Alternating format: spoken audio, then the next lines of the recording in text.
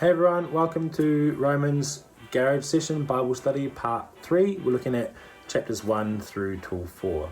So make sure you grab a Bible and follow along with me. Now, my goal in this video is not to try and summarize these 4 chapters. I think the Bible Project video does an excellent job of that, so make sure you watch Romans Part 1.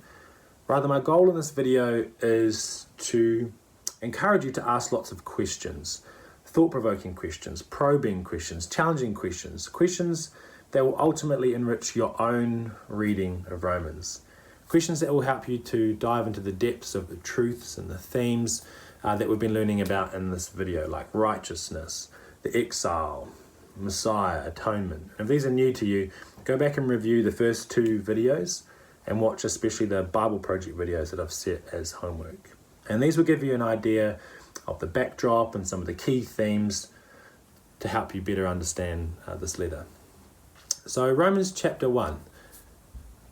In verse 1, the phrase that jumps out at me is the gospel of God. So it's God's gospel, it's God's good news. But my question is, what about my gospel? How would I explain it to someone? And how does my understanding of this message compare with what I read about in this letter? Are they similar? Are they chalk and cheese? Is there some correction or alignment that needs to take place there? And another question is my gospel, is it big enough? Is it rich enough? Is it glorious enough? To be honest, I've been discovering that my understanding is and was and is much too small.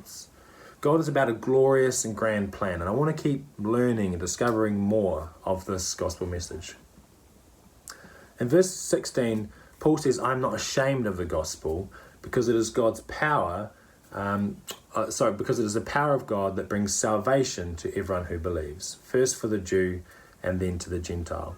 So my question there is, what is it about this message of Jesus' death and resurrection that Paul could be ashamed about? And what can I learn from that? Well, to the Jew, the Christ was meant to bring about victory against pagans and actually not be killed by them. So it was offensive. It was a scandal. To the Gentile ear, the message was that a crucified Jew is now the king of the world, and more than that was God's son, and more than that, there's only one God, and he was raised from the dead. I mean, it would have just, in their culture and time, wouldn't just sound like nonsense.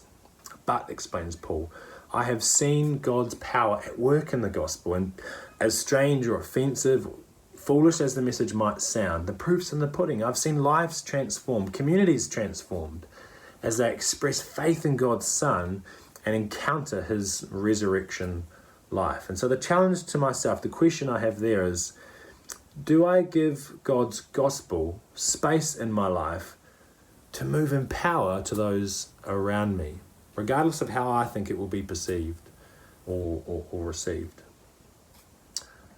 So something to think about there. In Romans chapter 2. Now, Romans 1 basically explains that the gavel has dropped on the Gentiles. They are guilty. But then chapter 2 starts to talk a lot about the law. So my question there is, well, what is the law? And how has this been historically understood? Lots you could dig into there. For example, is the law a general, universal moral law that some try in vain to work hard at in order to gain some right standing with God? Or in Romans, is the law Israel specific? Does it refer to the Torah, those ancient scriptures that Israel was given as God's covenant people, given to follow in order that they might be a light to the world? If it is the latter, then it may be more than simply Israel striving to be morally upright before God through the law, but rather that by following this law, they were confirming their unique status as God's set-apart, covenant, and blessed people, through which God would bless the world and undo the curse resulting from Adam's sin. So you can read, for example, Isaiah 49 verse 6, where God says to his people, "It is too small a thing for you to be my servant to restore the tribes of Jacob and bring back those of Israel I have kept. I will also make you a light for the Gentiles, that my salvation may reach to the ends of the earth. So read in that light, chapter 2 actually becomes quite a strong and shocking critique of the Jewish boast that despite the Gentiles' sin, they were actually okay because of their unique privileged position as possessors of this law. Actually, Paul says, rather than being a light to the nations, verse 24, God's name is blasphemed among the nations because of you. I mean, that would have been quite a shocking and offensive message. Paul says, actually, no. The gavel has dropped on Israel too. They are guilty. So you can read ahead, Romans chapter 3, verse 9 to 10, for example. So moving on to Romans chapter 3. In verse 3, there's a really interesting phrase there. What if some were unfaithful? Will their unfaithfulness nullify or make void God's faithfulness? Not at all, says Paul. So my question is, what's going on here? What is the significance of the theme faithfulness as opposed to simply faith? I mean, was Israel unfaithful to God in the sense that they kind of just stopped believing in him? Or were they unfaithful in their calling to be a light to the world in order to bring about God's blessing and redemption to the whole world? And if that is the case, the next question is, well, what happens then when the rescuers themselves are in need of rescuing? Well, Paul says, their unfaithfulness will not undo God's faithfulness to his promise that he will work through them and put the world to right. No, God's righteousness, his faithfulness, his saving justice, however you want to put it, will at last be revealed. And that must be, at least in part, some of the meaning of chapter 1, verse 17, where the gospel reveals God's righteousness. So, the next question is, well, what was God's plan then? How would he remain faithful to his promises?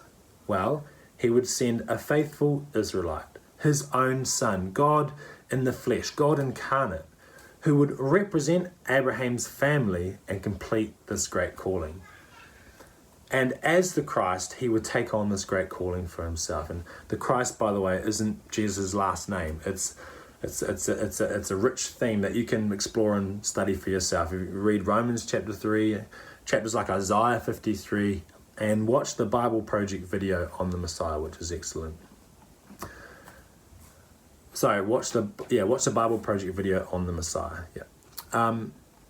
So moving on to Romans chapter 4. Now, in this chapter, Abraham features a lot, and I've got questions around that. Why talk about Abraham in particular, and why talk about him so much? I mean, for example, is he just a biblical example of someone who was justified by faith as opposed to striving morally in works?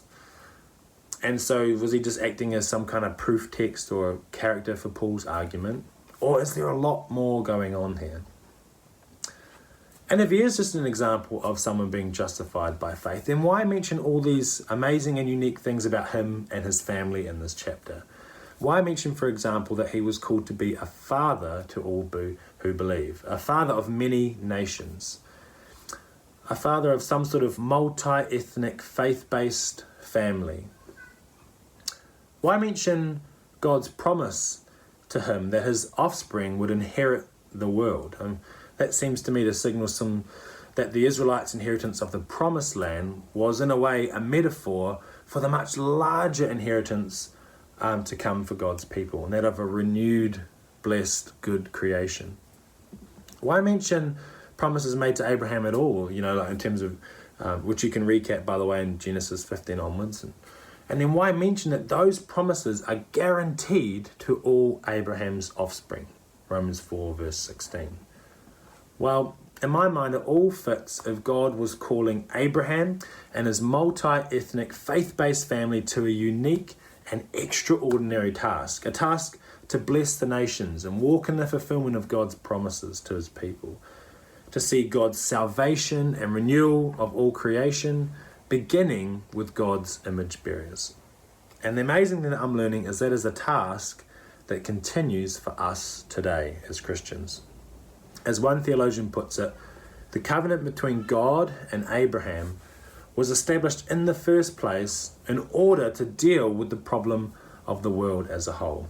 And Jesus, as Israel's Messiah, completed that work. Now, Jesus is pretty unique, obviously, and we know that he achieved things that only he could as Christ. For example, his atoning death on the cross. But the crazy thing is that the Bible explains as Christians that we are in Christ, that we are Christ's body, that we are Christ's ambassadors, as if God was making his appeal through us. Have a read of Ephesians and 2 Corinthians chapter 5 to dig into that. So as Abraham's family, it's not just that we are justified because of our faith like Abraham, but more than that, that as a member of this family, we have an incredible task. Now, if we reduce the gospel down to simply seeing souls saved for heaven, about sorting out our moral bankruptcy in this heavenly law court setting, and if Abraham's family was just a failed plan of putting things right and now Jesus is the backup plan, well, actually, as Christians, as much as we gain in that scenario, we also miss out on a whole bunch. But if the good news about Jesus' death and resurrection is a story about this multi-ethnic, faith-based family of Abraham bringing God's blessing and renewal to all creation, if it's about us being ambassadors carrying this good news about Jesus' defeat of sin and death, of resurrection life and power, about new creation life here and now, about God bringing his kingdom into the present, if it's about God dealing with the problem of evil, well, I'll tell you what, our privileged calling in Christ just got a whole lot bigger. And it's that calling that we'll carry on exploring next week as we look at chapters 5 through to 8. So homework, pretty simple this week. Watch Bible Project Romans Part 2. Read chapters 5 through to 8. And also take the time to catch up on anything you've missed today. So God bless. We'll see you guys next week.